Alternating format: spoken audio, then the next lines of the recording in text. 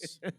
Yes. So he told me that, and I knew I had this moment where I just said, wow, the bank, I mean, the memories there, what he created there, it had this own, I always felt the building had almost its own life force in a way. But we keep referring to it as the bank, and I think we should clarify, I don't think we mentioned, it actually was a bank. You're listening to the B&H Photography Podcast. For over 40 years, B&H has been the professional source for photography, video, audio, and more.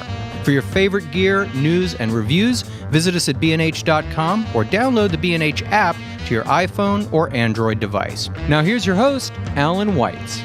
Greetings and welcome to the B&H Photography Podcast. Moving is never an easy undertaking. In the case of photographer Jay Maisel, moving from a 6-story, 35,000 square foot playground he's called his home for close to 50 years is about as daunting as it can get. Stephen Wilkes, a repeat guest on our show and a legend in his own right, apprenticed for Jay when he was first starting out in the business. And when he heard Jay was selling the bank, as his home was known, he knew it had to be documented. This week, Jay myself is going to be released at Dark New York City Film Festival, which is opening on November 11th at the School of Visual Arts. We previewed the film, and it really blew us away. Over the course of 1 hour and 17 minutes, we get insights into what makes one of the finest creative minds of our time tick. Stephen Wilkes and Jay Maisel, welcome to our show. This is a treat. Having either one of you here is a treat. Having the two of you here, this is reinforced concrete, this room, and the paint is shaking off the walls. This is good stuff. Speaking of paint, Jay, I always describe people as when they so-called mature, their paint dries.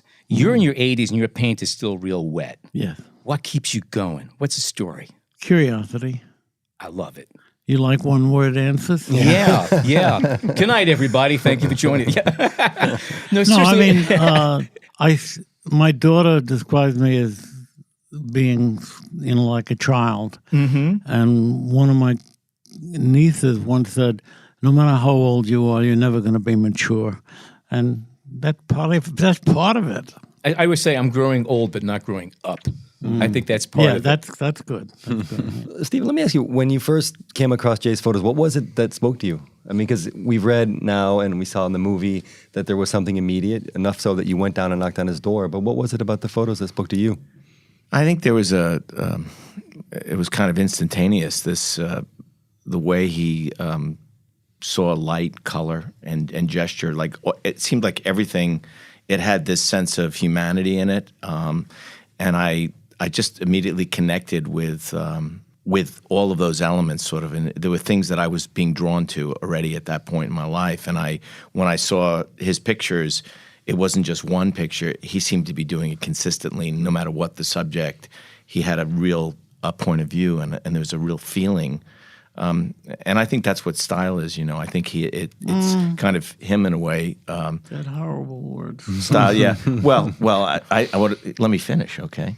It's what style is. He always is going to jump on me. Start now? Why not? Right. To me, it's really about feeling yourself in a photograph, and I think I kind of felt him in those pictures. And then I got to meet him and saw the true Jay. And did they match the photos? Yeah. Yes. Okay, yes. right, yes. Yes. right. They did. Okay. Yeah. Good to hear. Yeah. Who was your best editor? Was there somebody early in your career that you would show photos to and you would work it out and talk about it and say, hey, Who was like your this one? Jay Maisel? I don't have one. Oh. No, I mean, I think that editing is terribly important. I have to put this on the record. Mm-hmm. I know this is going to upset him terribly, but when I saw Stephen's work, he was an amazing photographer at the age of 19. He had stuff in his portfolio then that would look good in a portfolio today. So I was very impressed with him. As a photographer, as a worker, it's another story. Can't imagine that. Oh God, I know where this is going. Am I finally going to be allowed to publicize it? Oh, go ahead. Help please. yourself. Go ahead. He had come with the idea he was going to work for me.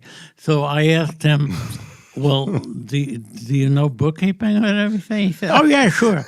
If I had asked him if he had flown into outer space, he would say, yeah, many times. I would have told him I was a brain surgeon. Exactly.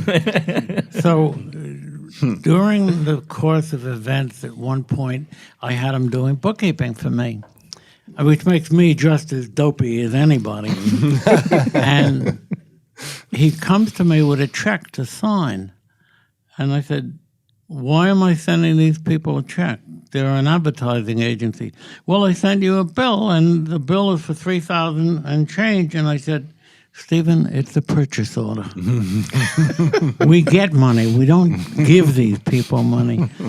But, it's funny you asked that question about an editor. I never had anybody with an editor for me. But of all the people that worked for me, Stephen was the one who really looked at pictures and learned from them. All the other kids did it to get it done for me because I had him set up all the film. Stephen, it was tough to get the film from him because he was looking at it. Yeah. Everybody was making sure it was right side up. He was making sure it was sharp or that it was well composed. That was he really that was looked, the joy. He looked at the pictures. Yeah, that was. He looked at the pictures. I loved that. That was my favorite time to be able to go. He would say to me, 9:00, go up to Fleet Messenger Service, pick up my film, and I would go up there, pick up the film, and then we would.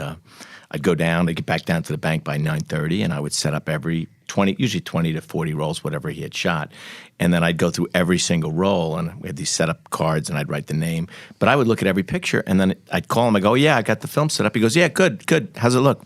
I go, oh, it's great, man. You got this incredible shot on roll 5, and then you got this other shot. And he was like, really? Like, you looked at it? Like, and I was like, oh, yeah. He goes, well, why don't you just come upstairs and you can edit with me. You said you called him. He was on another floor. Yeah, he was on bank. 6th floor. Gotcha, and so what I would do is I'd bring the film up to 6, right. and then I would sit down and very much what the film is kind of what our that was a very typical night for me. I'd come into work at about 8 in the morning, and I wouldn't leave till probably about 11 because my favorite time of the day was hanging out with him editing. That's where we, I think our friendship, and I think where he taught me so much about, photography, and we would just talk about stuff. It was just this organic kind of magical experience. So, are you a night owl? Did you work at night? Did you edit at night? I've always worked late at night. Yeah. He's very nocturnal. Yeah, I remember I'd come into the building, and I don't know if I ever told you this, Jay, but when I'd walk up to 4. That's where my place was, where I had a little office up there. And I remember going up, and Jay would had a chalkboard on every floor, and he would at night. Literally, I never knew he slept at all. He would be making notes on this chalkboard and every day I came in, there was a different note on the board. That's stuff that had to get done. And I just used to be completely like, when do you do this? It's like, it was just that kind of thing. Like, who's writing all these things? And I knew it was him, but he was just going up and down. So he's, very much a night owl, I think. Yeah. So creativity and chaos go hand in hand. Now, you are a powerhouse of creativity, okay? How was it working with Jay back in the day? I mean, was it manageable? Because, I could see Jay going off in 80 different directions, and maybe you're trying to contain him, or is that not the case? Yeah, it seemed to be organized chaos. That's a great description, I would say. But I think for me to just describe what I felt always, it was when he's locked in on something, it's like, whatever it was, if it was like today's an engineering project, we're going to figure out how to get a 500-pound air conditioner up into the front of the main room. That's right. And I come back, again, 8 o'clock in the morning, I'm back in there, and he's been up, I swear to God, all night long, probably building this like foam model of this pulley system. I'm not exaggerating. We did have to do that. Zorba the Greek. Oh, no, he's like Rube Goldberg. Like he's amazing. No, please. That was teasing. Not the Rube Goldberg.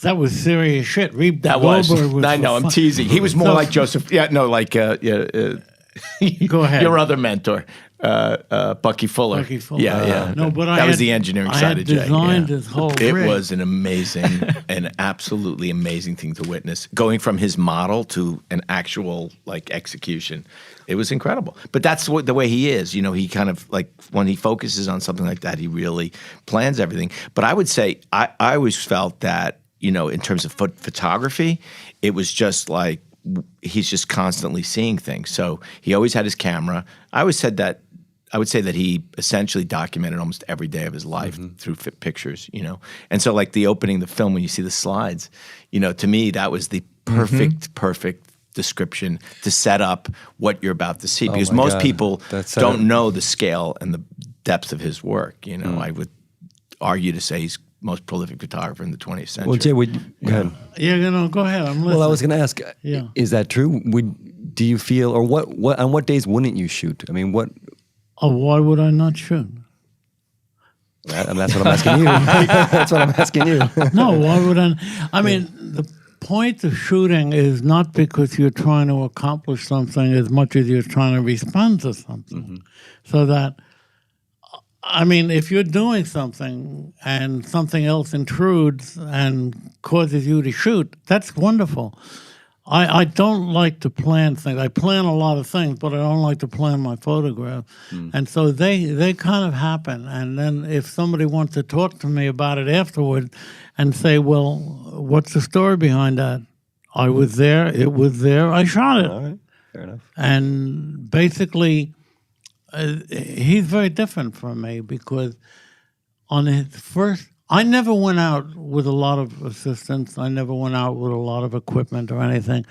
On his first shot, he went out with more equipment than I ever had in my entire life, including a lift truck and 4 assistants. Wait. I never had 4 assistants. That's not accurate, though, totally, because my first assignment, remember, I went to Europe for AT&T. I wasn't by there. myself. Yes, you were. I was your Europe associate. with you? No, I was your associate at that point.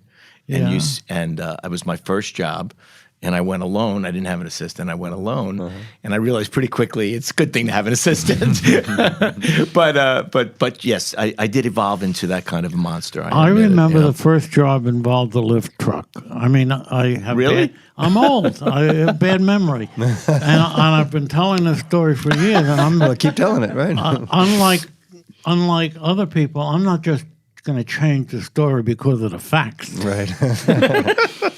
Well, Jay, let me ask you, what, I mean, we're talking mentor and mentee. What has Stephen taught you? I don't know if I would put it on that level at all. I just know that I've observed him doing things that I'm not capable of doing. He has the ability to worry a thing until it's done. Okay. I don't have that kind of stay at it kind of thing. I don't do series of things. I don't do continuity. I don't do film. I'm just interested in that one moment that's not involved with continuum or anything except the moment itself. But he, the day and night things require a kind of a concentrated focus that I could never do. Yeah. I mean, I take my hat off to him on that. Fair enough. Yeah. You also talk a lot about when you're working on something, we referred to this just shortly before, that you go away, that everything else just vanishes. The rest of the world. The act of photographing. The act of photographing becomes the center of everything, and whatever else is going around just goes away. You're not hearing, you're not seeing. And when I caught that quote in the documentary, it reminded me about a year and a half ago, I was doing a test of some camera for a review, and I was a few blocks over here by Hudson Yards, and there's a little sitting area with wire seats, and there were shadows from it. And I started taking picture of parts of the chair and the shadows, and all of a sudden I got a tap on my shoulder. It was a guard. I realized I was draped over this chair, and he thought I was sick and needed help. And I was just draped over the chair, taking a picture of the chair. The rest of the world went away. And it came to my mind when I hear you talking, that's what happens when you really get into taking a photograph. The world goes away. It's you and whatever that is that you're staring at, and you're just tweaking it until it gets to that point. And that's what I think is beautiful about a lot of your pictures. You get that. You really feel that stuff. Oh, thank you. Yeah. Well, it's interesting, though. I think that, what Jay said, the act of photographing, that's what it is for me, too, is it's not about the picture. It's about the act of photo. Because how else could I stand photographing for 36 hours straight, if you think about that? So what I'm just doing is, essentially, I'm focused on one place, but it's the act of photographing that I'm so deeply involved in. I'm just not moving around. I'm just watching things come in and out of a frame. And so, in a way, I'm not moving through the world, just experiencing whatever happens, but it's sort of a different type of photographing, but essentially the elements of street and all those other things are very much in my work and what I do. So it is, I think at its core, I think we're actually more alike than you realize sometimes. Yeah. Well, possibly. Yeah, let's get back to the thing where he thought you were sick. Go ahead. You want to carry on about that? I was just draped over a chair in the middle of the street. What's the problem? I don't see what's wrong with that. I had to drape myself over the chair. I think the funny things that happen when you're photographing, unfortunately, don't get covered because I was in Texas and I had a young man as my assistant, not you, Peter, and he decided he would like to take a picture of the bank that was across the street from where we were grabbing a bite. And I said, no, don't take pictures of the bank. He said, come on, look at the light, the shadows, the letters are gray, but the shadows are black. I said, I don't know if it's a good idea to take pictures of the bank. So when they arrested us for taking pictures of the bank, people... It happened to me too. People perceive you in different ways if you're involved. I agree with you. Street shooting is a difficult art, and one of the things you have to worry about is people's reactions to you, and they may not be rational. Mm-hmm. You're safe up there. I'm very safe. I'm very safe. That's the beauty of what I the bear that nearly killed him. The hell with that. I almost got attacked by a bear recently. That was kind of fun. Well, Jay, let me ask: when you're in the street or in you're shooting, and of course every situation is different. What would you respond to people if they would say, "What are you doing?" or "What are you shooting?" I really try and tell the truth as much as I possibly can. Sometimes it's hard to explain to people why you're shooting, but basically I find that if I am as honest as I can be, I may be able to explain it. But sometimes you can't. Yeah. I have a photograph of a guy sitting in front of a wall that's bright yellow and it's got all kinds of colors and things in it, and he works very well. And I'm shooting the shot, and he suddenly gets up, he walks over to me, looks back and says, "What the hell are you shooting?" Now, how do you explain it to the guy that you look great in relation to this? And maybe they'll understand, maybe they won't. But you have to learn to communicate when you're on the street. Yeah. It's really important. Absolutely. Yeah, absolutely. Yeah, I agree.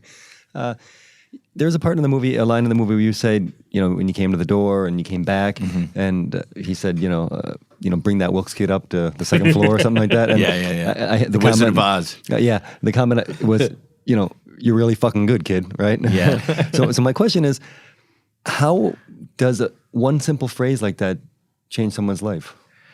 Well, I think, and as Jay and our friendship grew, and he recognized my dad was a really great father, but he never really believed. Listen, I think as a parent now, you want to always try to make your child's life easier than your life was in a way. And so my father was a businessman. He actually was a really talented painter as a young man, but never went that direction because, he went into business. And so early on, my dad kept saying, you're just this photography thing. It's a nice hobby, but you're going to be a scientist, kid. You're going to work in my lab and that kind of thing. And I remember when I started working for Jay, I was commuting, like I said, from 8 a.m. from Long Island, driving in. My father he was just so... Me. That's me. Oh, okay. You're allowed. Okay. I'll start over. So what ended up happening was I started to work for Jay when I was literally a junior in college. That summer, he gave me an internship, and I would commute from Long Island, and 8 o'clock in the morning, I'd get home 11 at night. Wow. And Jay paid me $100 a week, and I was happier than a clam. And my father was so angry. He was like, "I don't believe what you're doing. It's costing you more in gasoline, This guy is taking advantage of you. He's a shyster, He was going on and on. I'm going, "Dad, you don't understand. You just don't understand what I'm learning." "Oh, please, please." So one day my father has this friend who says to him, "Hey, Dave, what's Steven doing for the summer?" And he goes, "Oh, Steven, leave me alone. He's working for this guy. He's snoring him. I can't even believe it." I go, "What do you mean, Dave?" He goes, "Well, he's paying him like no money. He's commuting every day to work, 8 o'clock in the morning, comes home at midnight." I go, "Well, who's he working for?" "Oh, he's working for a guy named Jay Maisel." He goes, your son's working for Jay Maisel? He goes, yeah, well, he's screwing him too, let me tell you. And so his friend goes, Jay, let me ask you something. If Stephen was, a musician and he was working for Leonard Bernstein, what would you think? Oh, he goes, Leonard Bernstein, oh my goodness, that'd be fantastic. He goes, well, Dave, Jay Maisel is to photography what Leonard Bernstein is to music. And my father was like, really? And that sort of changed the dynamic a little bit of understanding what I was getting from Jay.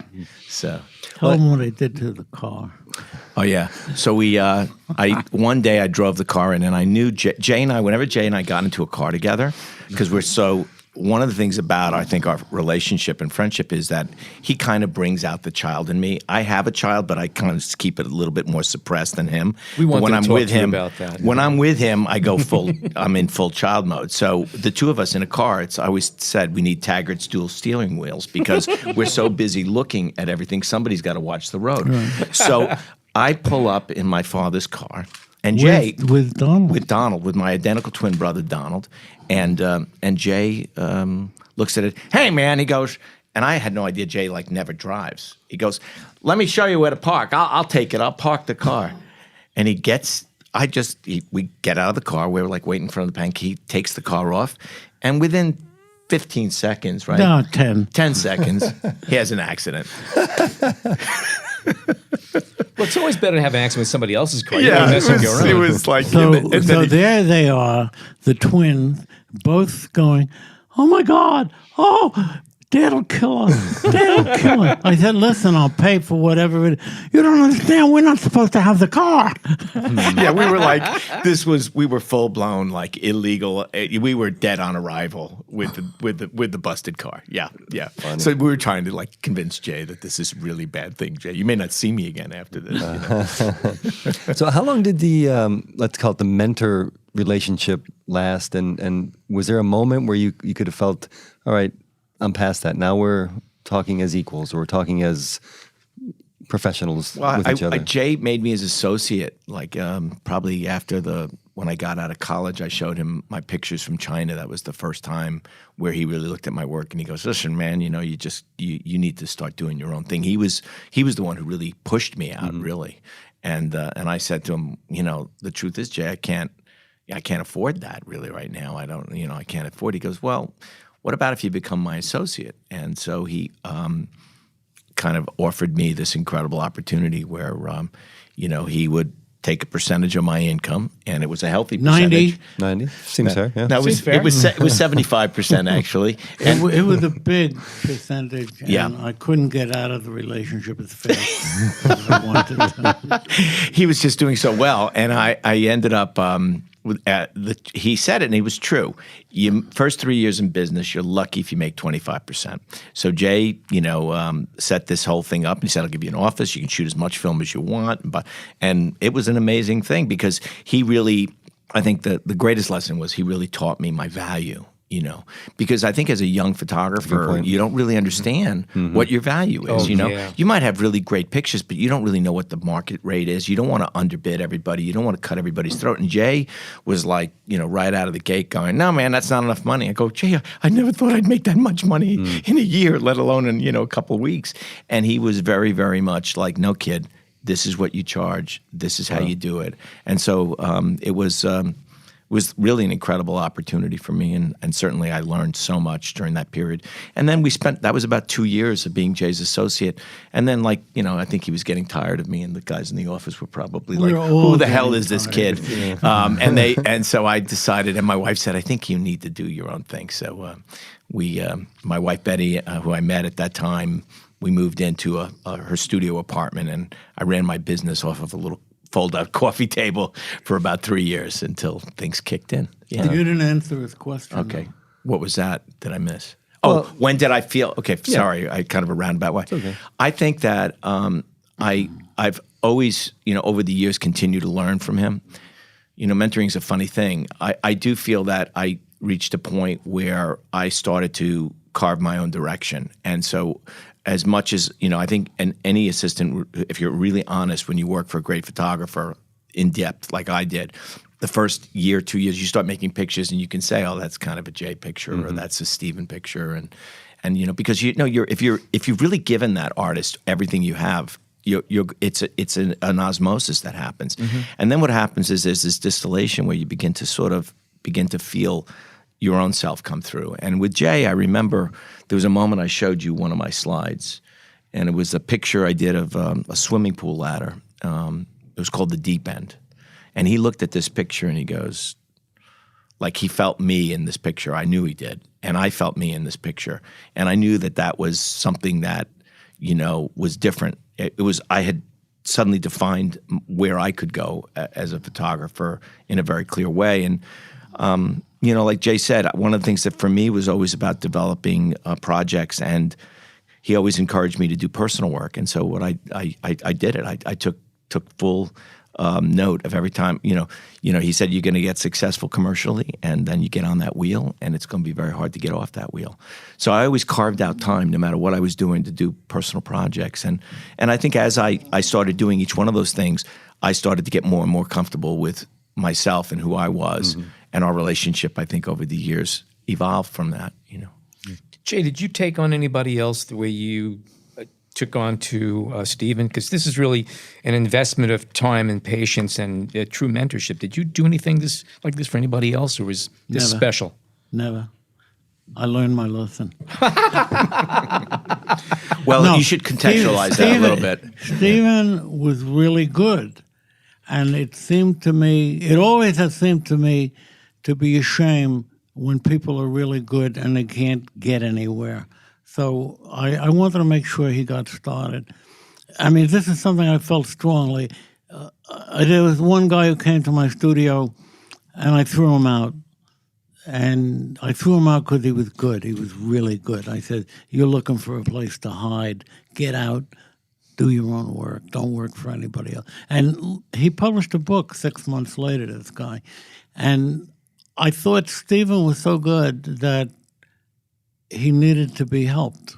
I didn't feel that with many other people at all. I mean, I felt, I will say that I know, and the people out there know how much of a mentor he's been to so many people. So he was, no question, I got a tremendous gift from that moment. He recognized me and was willing to sort of share with me and put it out there. But I think to Jay's credit, Jay's been somebody who's, I think, inspired photographers and encouraged people and push people in a really incredibly positive way. I think even just to have heard you speak on a few occasions, even just being part of an audience is a lot to walk away with. You deliver a lot to whoever is opening their ears to you. I just love the fact in part of the film you're giving a speech. I forget where it was some years ago. But Kodak. In Kodak. And I didn't prepare a speech because I want to be as surprised as you guys are at the end of the evening as to what I have to say. And I got that. I really, really did. Well, to answer your question a little bit, I never picked anybody like Stephen to do anything with, but I did teach. And that was a way of continuing that and having a lot of fun, because I had about over 100 workshops that I'd done, and I did another bunch at the bank for years, and so that was, in a way, trying to do that all over again. And how conscious were you of the fact that you were a mentor? Were you, in the case of Stephen, were you conscious of the fact that, okay, I'm going to try to teach him something now, or was it just something that you just let him soak it up? I didn't really try to teach him anything. What he got out of it, he got because of his own perception and perceptiveness. But what I tried to do was keep him from making the same mistakes that I made. I once called a mentor of mine who was not a photographer but an art director and a guy I looked up to, and I said, I got a job. He said, what kind of job? I said, I got a job as a designer at this magazine for $100 a week. And he said, don't take it. I said, but man, it's $100 a week. This was in the 50s. And he said, don't take it. I said, why? And he said, you'll do better. And then I remembered years later, Stephen came to me and said, I can get a job at National Geo as an intern. I said, don't take it. And he said, why? He did. Yeah. It's National Geo. I said, you'll do better. You'll do better. And he did. No, but that was an amazing. I remember when you said that because I was kind of like, well, you know. And Jay, you said something else to me that was really interesting, and I think very pivotal for me, which was he saw, and I share this with a lot of young photographers that I see, is that when a young photographer is just defining themselves. And they go with a big publication. And listen, in the early years, Nat Geo had a very, very heavy, profound effect on anybody who shot for them. And you know, there's a certain look, a certain Nat Geo style. And when you're a young photographer, it becomes it's a big influence on who you are. And so you don't have that opportunity. And Jay said to me, Stephen, you're just like, you know, you're just beginning to open. You don't need to be channeled that way. You need to just be able to sort of find your own level now. And that was just an amazing, amazing gift that you when you told me that, because it sort of took off the pressure of, I got to do, you know, that's where everybody's running. And I realized that that's not where I should run right now. There'll be another opportunity. And sure enough, there was, you know, down the road in my career. I'm fortunate to work with them very much now. But it's in a different context in a way, which is really special. Did you ever let them go ahead and then did you ever let him flop? In other words, you knew that he was going to be making a mistake and say, let him do it anyway, just to learn? No. Interesting. Okay. Sometimes it's a good way of learning. Well, he flopped on his own. He didn't even. But I remember one time. You're not getting the free pass on this. No deal. way. Are you kidding You're not me? getting. It's like a roast here. Are you kidding me? One time I opened for him Oh yeah. in like a warm-up act. Yeah. You don't remember.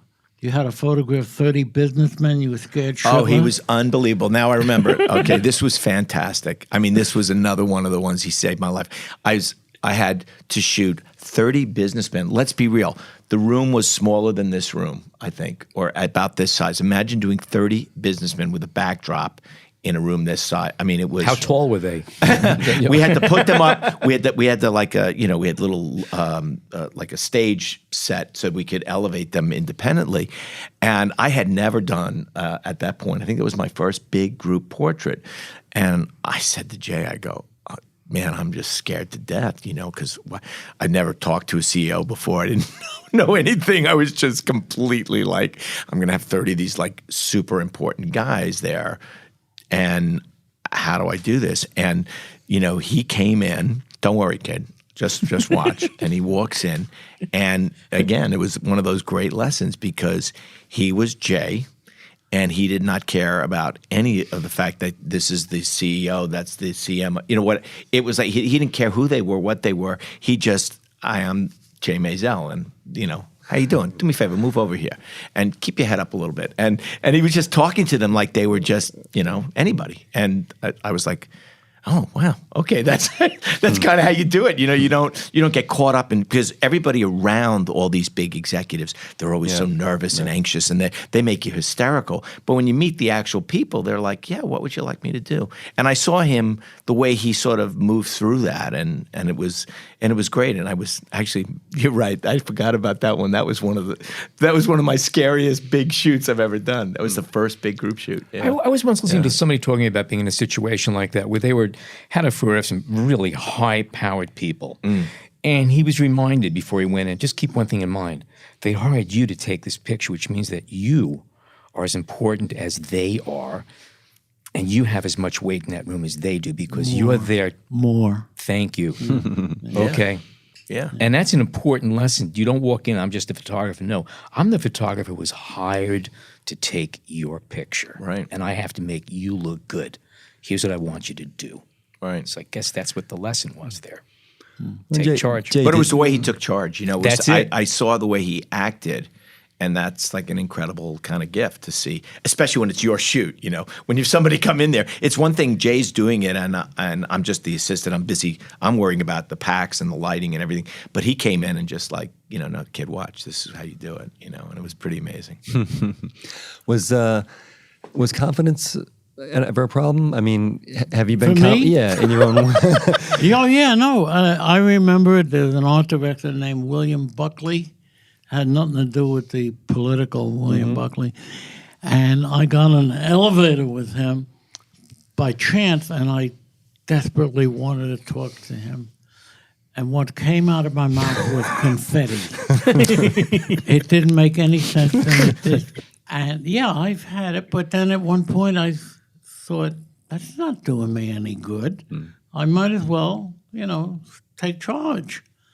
And when I walked in with a businessman, I felt like you said, I'm here to do the job, and I'm going to have fun.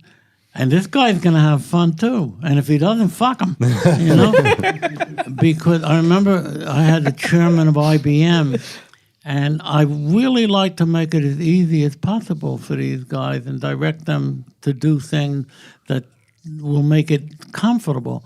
And so I did a drawing of a shoe, and I put it up on a radiator. And when he walked in, I said, there's your mark. And he said, which foot? I said, I'll give you a choice, okay? But you can't treat these people with too much deference because they're used to that all the time. Yeah. And even the worst narcissist likes to be treated as an equal. And these guys are used to being deferred to all the time. Mm-hmm. So if you walk in there and defer to them, you just want to attract. But I once had a thing with a guy doing a big oil embargo in 73. And I had the bank, and we were talking about oil, and we were talking about the cost of oil. And I said something about, I got to heat 72 rooms. He said, you have 72 rooms?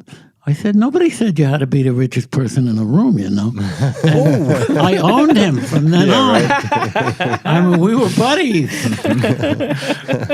And how much is it about that skill or ability to kind of know what it is to say at that moment, to kind of get to somebody and level the playing fields? Well, I don't necessarily know what to say. He can tell you that. But I've tried always to be as honest as I can. Yeah. And that either gets you where you want to go or in a lot of trouble. Sometimes it can go the other way. Yeah. But you see, I don't have a good memory. I can't really lie because I won't remember. Right. So I gave up being lying, and I tell the truth. But I think you project a certain energy to people, and I think that when he comes in the room, and that's something I learned too. You have a power as an art. You can come in and you just project an energy to somebody, and they know you mean business. I was telling him that I spent I spent a week with him last week, and it took an hour because he is so intense that three of us, after he left, we went, "Hoy." Yeah. Okay, we're going to take a short break and be back with Jay Maisel and Stephen Wilkes. Stay tuned.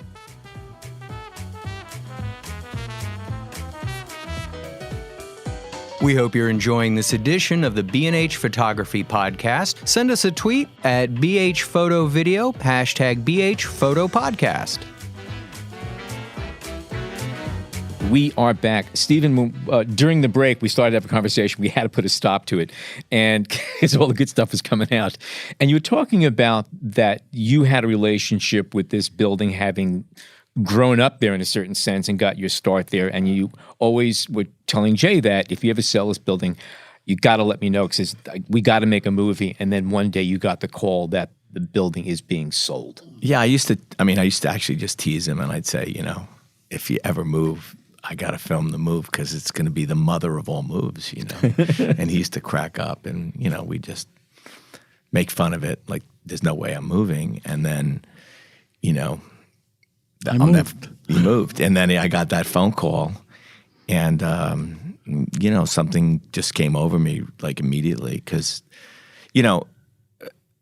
the things that... But wait a minute, you can't imply that I asked you to cover this. You never implied it. In fact, if anything, this was totally my idea, not his idea. But were you kind of hoping that he would do this, though? I mean, somewhere in the back of your head, were you saying somebody's got to film this? Somebody, not necessarily Stephen. Okay. Because Stephen, I knew, and my wife knew. My wife said, if you let Stephen do it, I don't care what he says, it's going to end up with a lift truck and drones. And it And it did. And it There was a did. drone in there. I saw. He describes me as Katsu.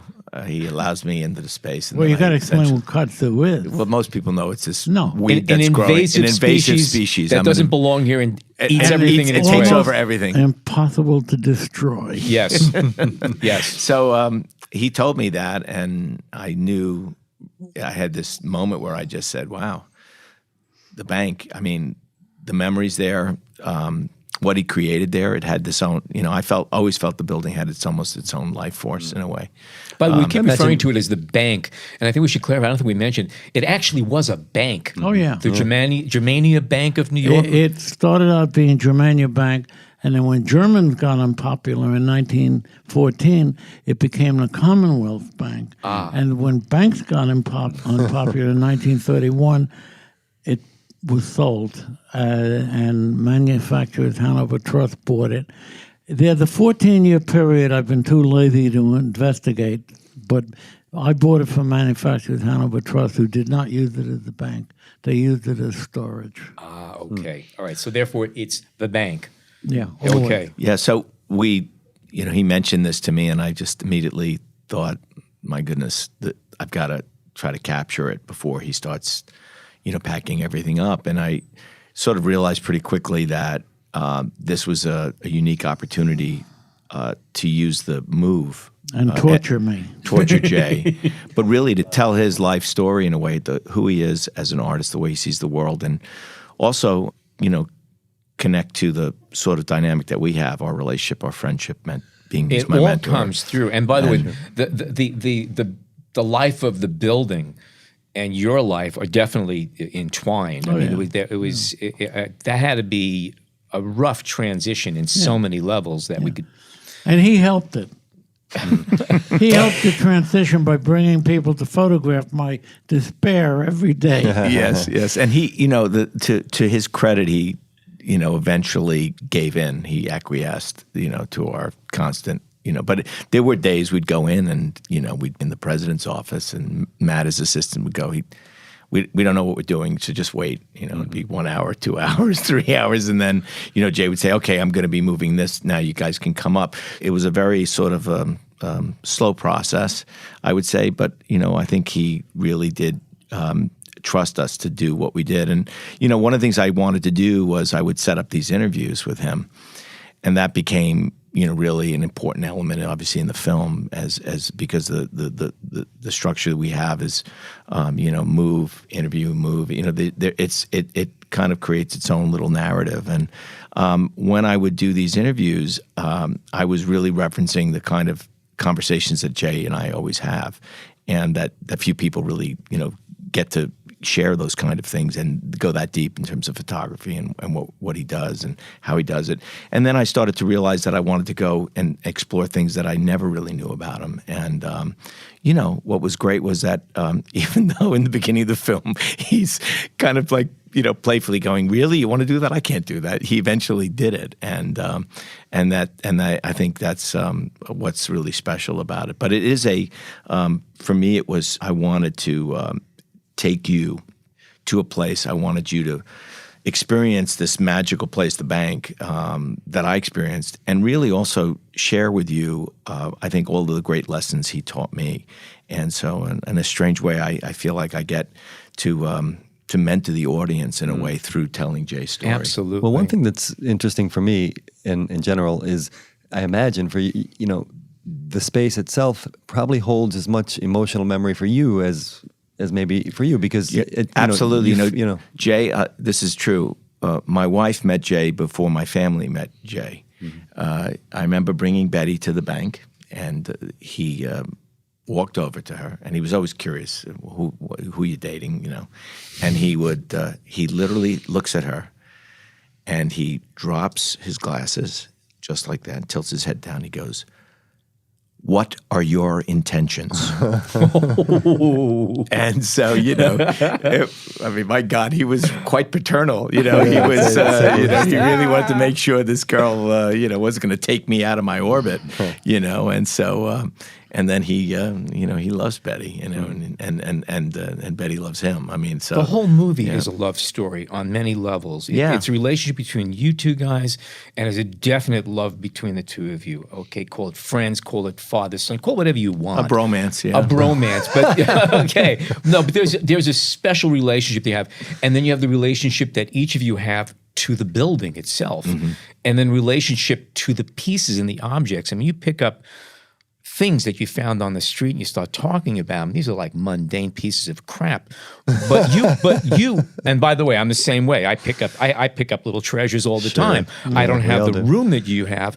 But you make them very real. I mean, you even make mention that you talk about the first piece of rusty junk you picked up when you were a teenager, and you say, it's still around here somewhere, because it meant something, and you saw something that you know you'll be able to use it sometime, somewhere. It changes the way you see. Exactly. And this is the thing that I really hope that people really take away, is that he affects the way you see by what he collects, how he collects it.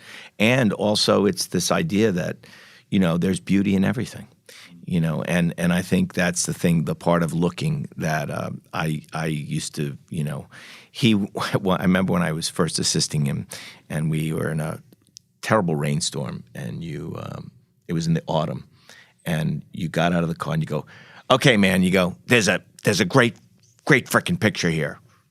I'm going out, when I come back, tell me where the picture is. I'm like, oh my God, that's freaking pouring rainstorm outside. So he runs out of the car, and the water's cascading down the windshield, and it's fall, and I'm seeing all these blurred images of color through the windshield, and I go, wow, that's like amazing. And so it was that, that I was beginning to understand this idea that it's constant, it's everywhere. That looking, it's the joy that you get in looking, as opposed to even the act of photographing. I think, over the years, we will be doing something, and inevitably we might see something, and neither one of us can get our camera up fast enough. But it's just the idea that we saw that is so special. And, well, Jay, you had said sorry. Sure. Photography is a form of collecting. And maybe this is a chicken and the egg type of question, but were you a collector before you had the space to collect like this, or did the space kind of allow you this the space freedom? Helped. Yeah. The space helped. But the thing that he was just talking about is that when you see something, if you're an ordinary, normal human being, you say, But if you have a certain kind of sensitivity, there's value to that thing. The average person doesn't see it. And I may be average, but I'm not normal. I'll say that. And I find joy and promise and possibilities in a lot of things that other people don't see. And I can't see getting rid of them. Yeah. And they hold promise for me. They hold the possibility of doing something with them, or just the joy of looking at them. Well, what about the joy? I mean, for me, in a similar situation, when I have things that I keep that others would call junk, and my wife certainly has called them junk, it's about the memory also, and it's about where I was when I found it, and why I kept it, and I may want to do something with it, but it may never happen. But that's not important. The point is that it carries some kind of weight to me. But the memory is because of the thing, not where or how I found it. I mean, that might be anecdotal and interesting, but the actual joy is in the object itself. And so the things that you've collected over the years are all, there's a visual or a photographic relation to all of them, or did you collect everything? Nothing to do with photography and everything to do with photography. When I pick them up, I never say, "Oh, I got a photograph to." It's just like, this is amazing. Look at this thing that somebody. But it's always something visual. I mean, for example, you don't collect books, or do you collect? I collect a lot of stuff. But okay. Basically, we're talking about the aspect of collecting that has nothing whatsoever to do with value, intrinsic value, real value. We once had a gag, like if somebody came into my place, what would they steal? Right.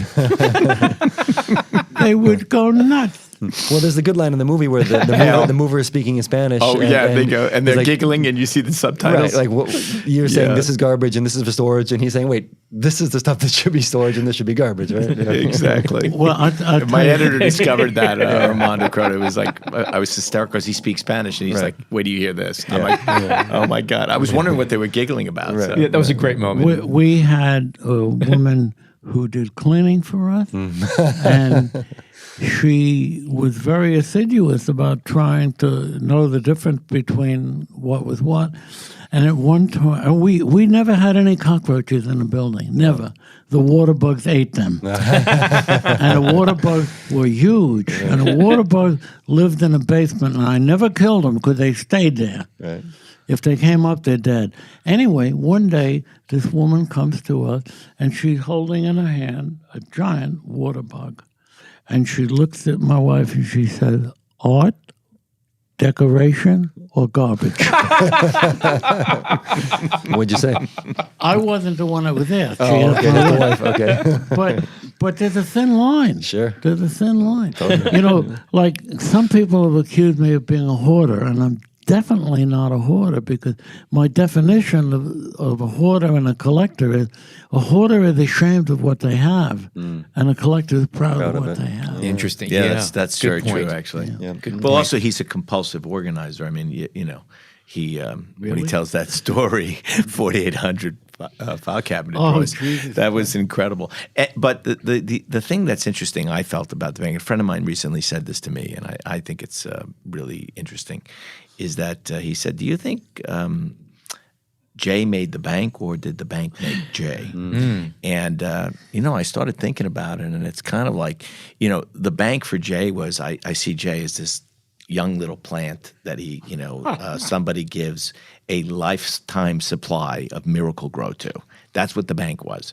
And in a sense, he had unbridled opportunity to just do whatever he wanted and grow into anything he wanted. Yeah. And I remember I used to come down and he'd show me something. He goes, yeah, I just came back to this. I started it about 2 years ago. And it would be exactly as he left it 2 years ago. And, you know, there's something magical about that for a creative mind to be able to have that type of freedom. And he has the kind of mind to really keep expanding into even that and last actually take photograph advantage of it. Of the hands. That's why I triggered that, because I know that earlier in the film, it shows you checking on the status of the hands weighing down the foam. Right, right. And then the day you're moving, you say, okay, it's time to take a picture of it. And I knew that this was a period of time. And I know that's not the only thing you had laying around there that was aging and getting ready for its picture. And that is a luxury that very few people ever have. What the bank did was allow me to have a palette that nobody else had. I could do anything I wanted in that place. And I could, as you said, leave it alone and walk away from it, and it would be there. It was, when I got it, it was like, what am I going to do with all this space? I had no idea until I bought it what size it was. You know, because I had expected, somebody said, well, we got a bank. We're going to sell you a bank. And I said, okay, it's got to be a little 2-story thing. I know the bank. It's on such and such a place. And it wasn't that. It was this humongous thing. And I turned to the guy and said, I can't afford this. And he said, oh, yeah, you can. He explained to me how I could.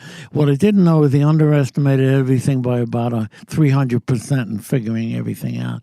But it gave me an empty palette. I don't even know if palette is the right word.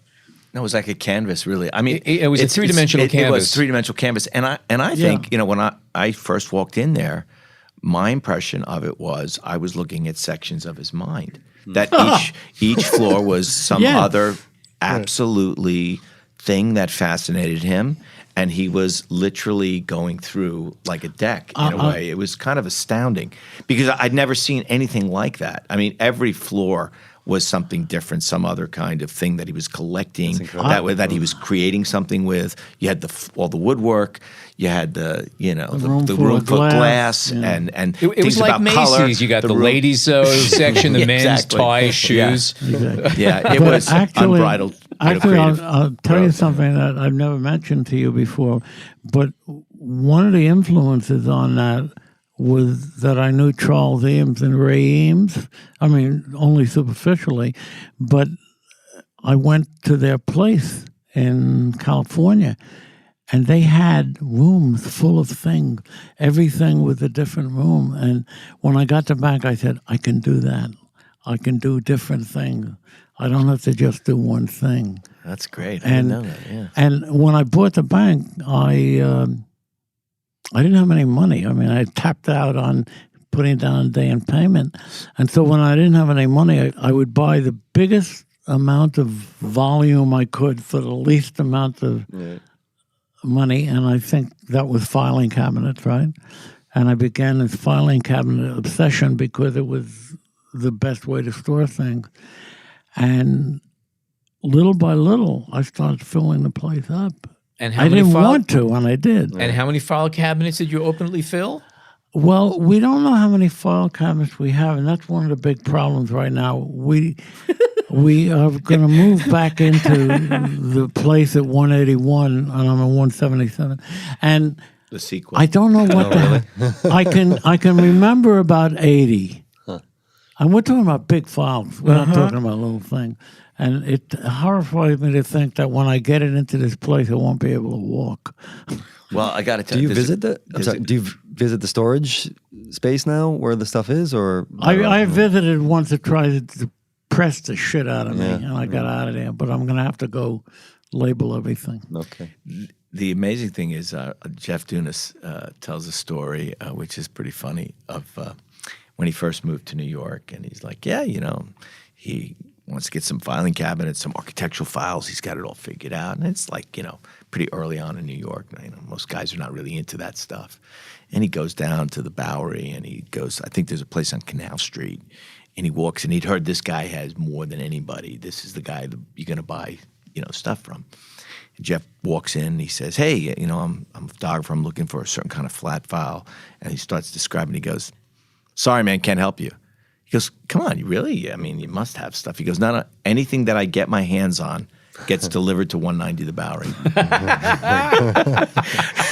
Standing arrangement. This guy once sent me a file cabinet that I never knew existed, and it was 7 feet by 4 feet. It would hold 40 by 60 print. And he just delivered it to me.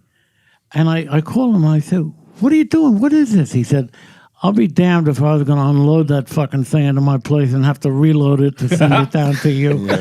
You want it or not? He said, of course. You got any more? I got to ask you Yeah, go ahead. a question. We pretty much have what Steven's gotten out of the film. He had an opportunity to do a documentary that was in his head already and did an amazing job of it, okay? What's your takeaway, Jay? When you look at this film now, what do you get from it? I haven't seen it. You haven't seen it? No, he hasn't seen the final. I've got the link if you want. I can send it to you. Yeah, well, I want him to see it in the theater with the full sound and everything. That's fascinating. I haven't seen it. So it's going to be did a exciting. But job. it's very interesting because I had a dichotomy in my thinking about this film. I believe if you hire somebody or you ask somebody to do something, you got to let them do it. Yeah. You can't ride herd on them. It's why I say when art directors hire a photographer, they have done the most creative thing they can do. They picked a particular person to do that job. Now they got to leave them alone and let them do the job. And we've spoken about this. Mm-hmm. And so when Steven started to do the film, part of me wanted to be involved in it. And then part of me remembered what it's like to be involved with something Steven is doing. Never do that. Because he once did a book called Cal 1, and he got me involved in the book.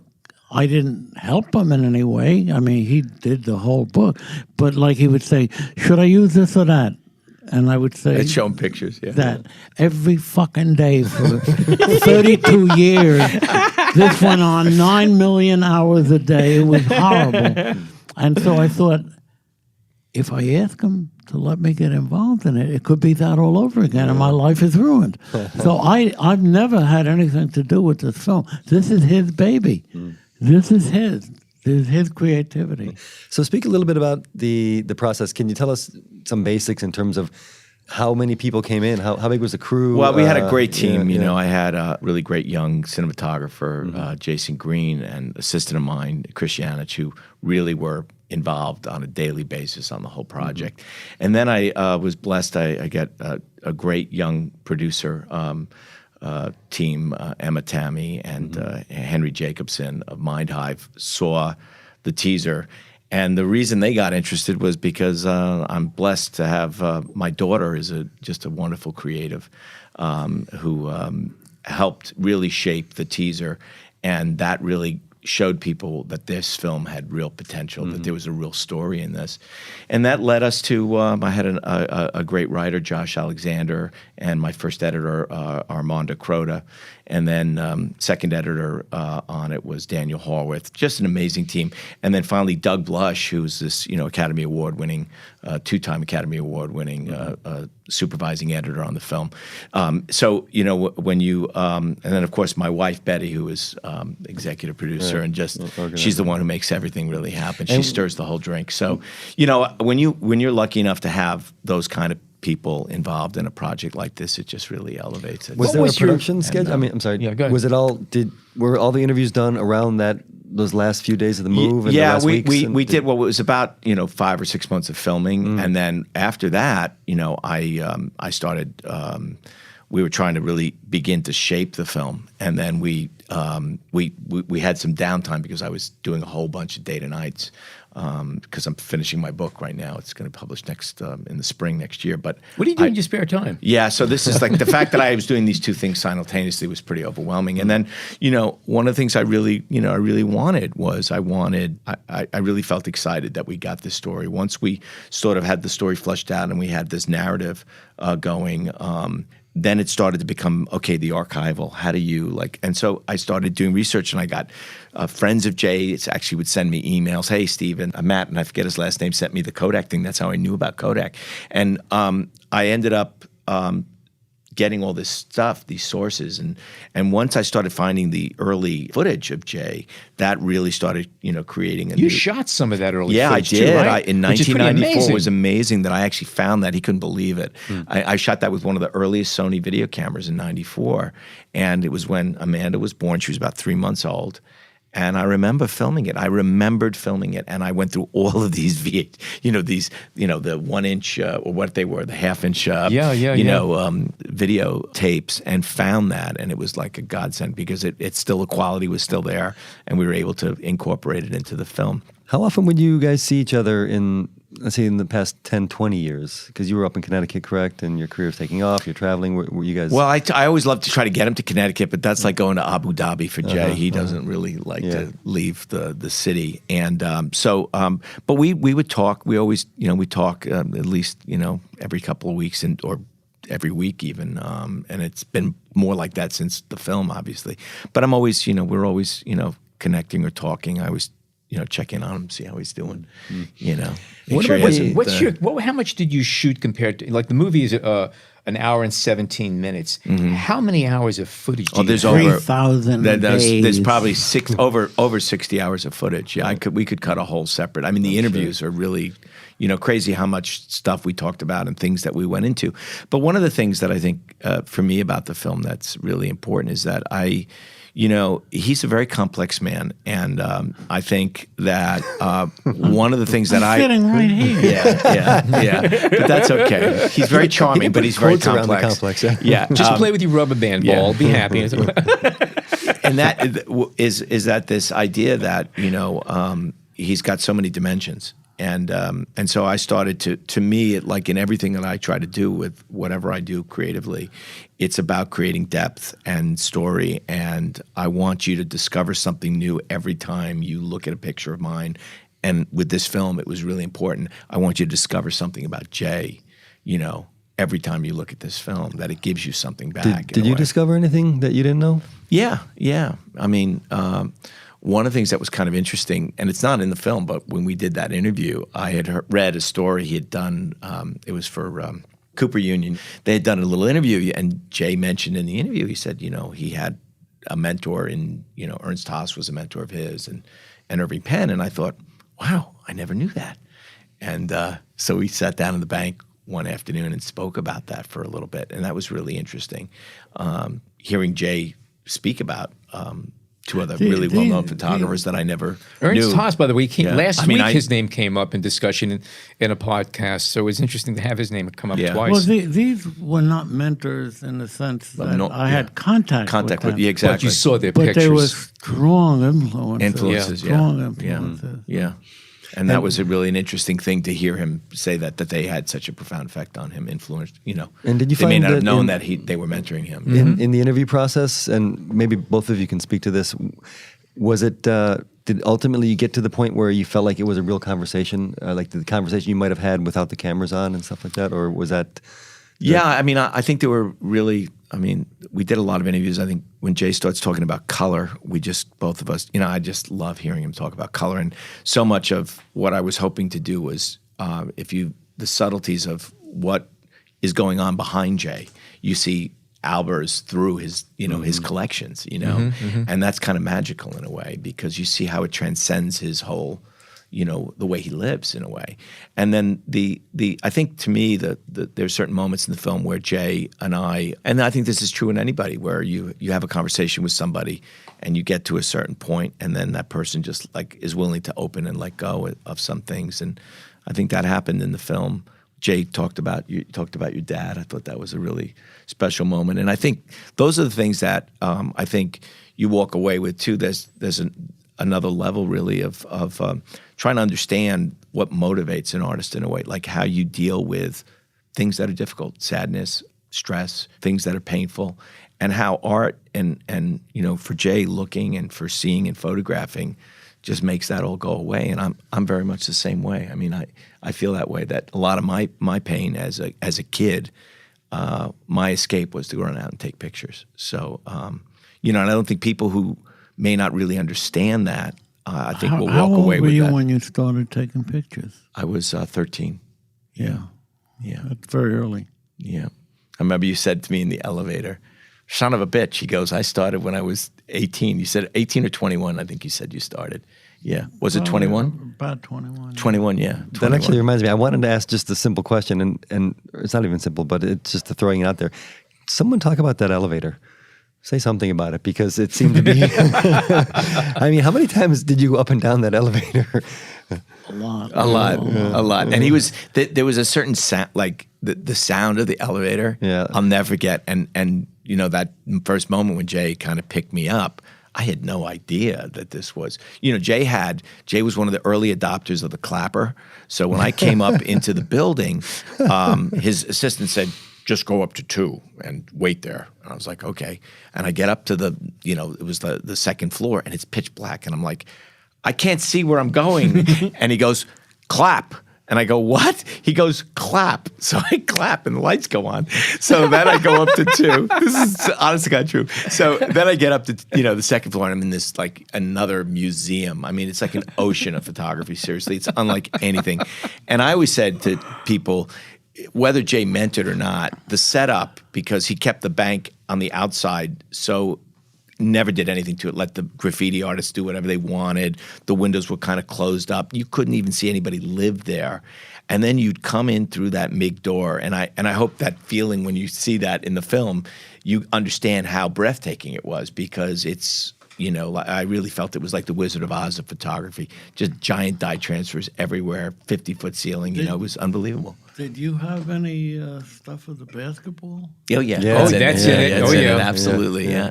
Yeah, all of that's there. It's very well documented. It's from its full unpacked, pre-packed state right. to the last day. And by the way, some of the scenes of the lights going out down the hallways. Yeah. Also, there's not a moment the that goes, slides, that shot with the slides. Sweeping of the slides. Yes. Yeah, that's, but that's the scale. That when, how I got to tell the story how that shot came about. So Jay was always, when I first started working for him, he used to keep all his slides in these bags. And I used to go like, what are these things? Why are all the slides in the bags? And he goes, and his assistant said to me, right, he goes, look, he said, he's had a problem. We used to throw stuff out. Guys are stealing his outtakes and putting them in their portfolios. So he doesn't throw anything out anymore. So we store everything underneath, in the basement. There was a vault area, and you see it in the beginning of the film. That's where Jay stored literally millions on the steps, to the vault. Millions, and I mean millions of slides. So I came when he started to move. He, had to get rid of that stuff finally. So he found out that Iron Mountain actually does a nice shredding service, right? $100 a container, and they actually calculated how many if his assistant Matt could crunch down so many thousands of slides into the top of it, they could fit X amount of slides per container. So every day Matt is pouring the slides in there, literally jumping up and down into them like a compactor, and there's thousands of slides that are now flying out of the actual container and covering the floor. So then he has to get a broom and mop everything up. And I'm on the second floor coming downstairs one day from filming, and I see him sweeping up, and I go, oh my God, stop right there. That is stop. You can't, Jay's not allowed to throw out any more slides. I need all those slides. We are doing that's the title credits. That's it. Oh, yeah. And that was it. And it was just it was a beautiful moment because, like I said, nobody really understands the scale of what he's created over the years. I do.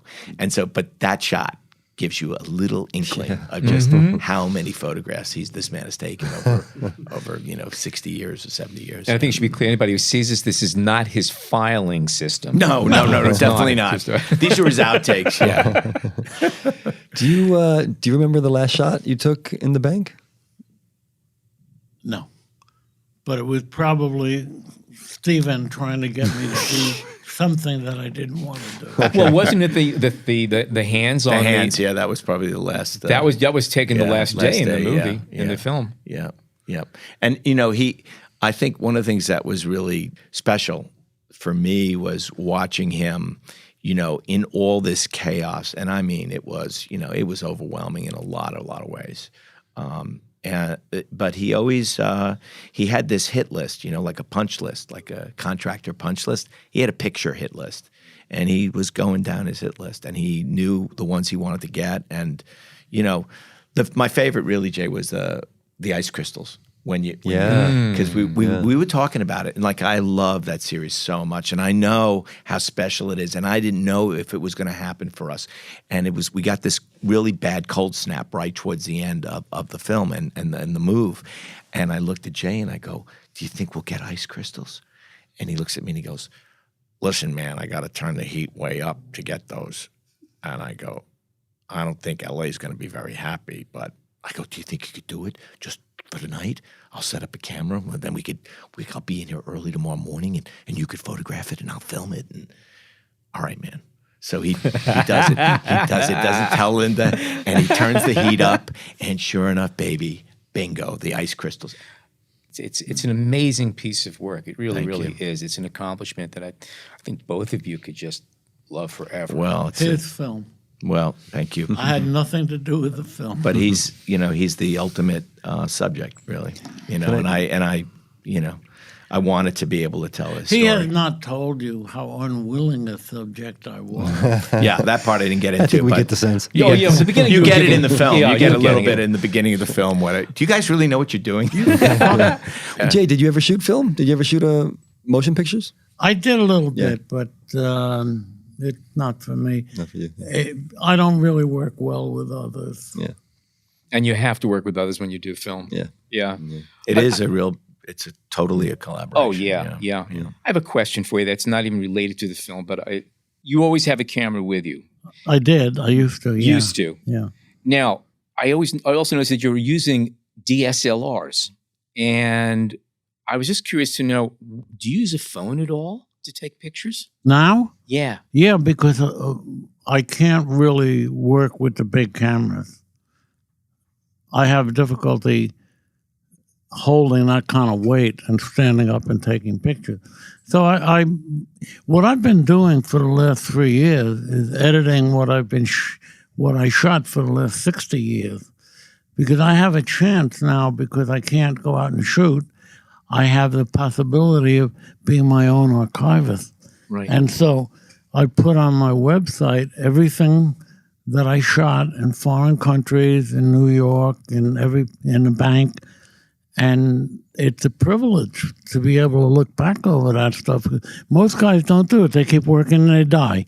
Right. I want to get this done before I die. My last question was, is it a nightmare or is it a privilege at this stage to be able to go back and look at all the work you've done? It's such a privilege. That's wonderful. I mean, it's so much fun. Yeah. I spent the last weekend in the south of France. Right? Wow, The incredible. week before, I was in Somalia. Oh, wow. Yeah, So there you go. And it brings back you have Everything. Yeah, the memories of these it places. brings back memories, and you see things that you wonder, why did I shoot so much? At times, I think, I'm really good. Good. I was going to say, are you as good a photographer as they say? And then at other times, I say, did you do this to just be able to bill for the film? I mean, why did you shoot so much? And the reason was it was insecurity, because it wasn't digital. You never knew what you had. Exactly. You were shooting in Abu Dhabi or Mogadishu, and you know you're not going to be able to reshoot it. So somebody asks you what exposure you use, all of them. You know? Yeah. Oh, and he did. I mean, well, one of the I want to share one. I little story. overshot like a son of a bitch, and he- I'm paying for it now. Well, yeah, but what is kind of amazing though is when I started working for him, he took me up in a helicopter. He was doing a campaign for North Carolina. You remember? Yeah. And I was the kind of assistant that he didn't really ever have to scream at me because he knew I was going to commit hara-kiri, jump out of the helicopter. Yeah. So this is one time where I was actually undoing my seatbelt because Jay was shooting fall foliage, and I'm telling you, he would do. We used to call it all the assistants. He would shoot every known exposure. So he would literally he'd keep his finger on The shutter and then rotate the f-stop ring back and forth. It's called bracketing. What's the problem? Bracketing, right. But no, we're talking like Bracketing on steroids. on steroids. Okay. And what would happen is he would go through a roll of film in probably around 3 seconds, 3.5 seconds. No. Whatever. It was fast. It seemed like there was no way. With 4 or 5 bodies, I was struggling keeping up with him. So I'm loading. I can't even see. And all of a sudden I see him. He's going, oh man, this is great. He's got like the dry cigar in his mouth. It's not lit because we're in a helicopter, but he's got the dry one in his mouth. And he's going, oh my God, I got a buzzard against this. Is fantastic. And I would always count. Like I'd be counting frames. I'd be 30, 31, 32, 30. So I knew I can anticipate when to hand him another body. And then that sick feeling comes over you because now he's hit 36, 37, 38, and now I'm beginning to die inside. And now I recognize that hollow sound that a Nikon has when the film is not engaged. And now I know he's shooting blanks. So I've got to get that camera out of his hand without him realizing that everything he's just been screaming about does not exist as a photograph. Oh, shit. So I put my hand to him. I go, camera. And it was like as if he could read my eyes. I swear to you, he could read my face. He goes, I'm like undoing my seatbelt. Seriously, I'm like, Don't say anything. I'll just step out. I'm just going to step out. It's not going to be that far of a fall. I'll be fine. No worries. I'll probably pass out just before let I my hit. mother know I love her very much, and I'll be good. And he said, "Yeah, don't worry. I never had to scream at you like that." Maybe I could throw one last question, and maybe it's not even the last question, but we'd like to do this for a while longer. I really, there was a lot of moments with your daughter in the film that I thought was really insightful, and I like to hear her voice. And of course, we're seeing the relationship, somewhat paternal relationship here. What would you say your best skill as a father was?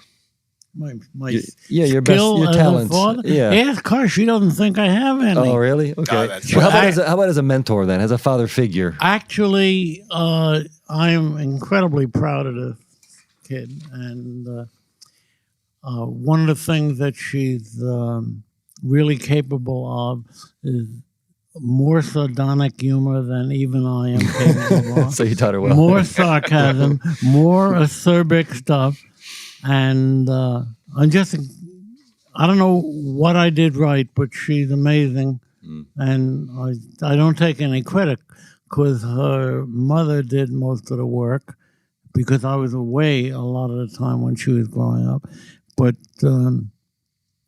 I don't know what I did right, but I mean it's like sometimes like my classes, when I taught them, I don't know what I did right. People thought the classes were amazing.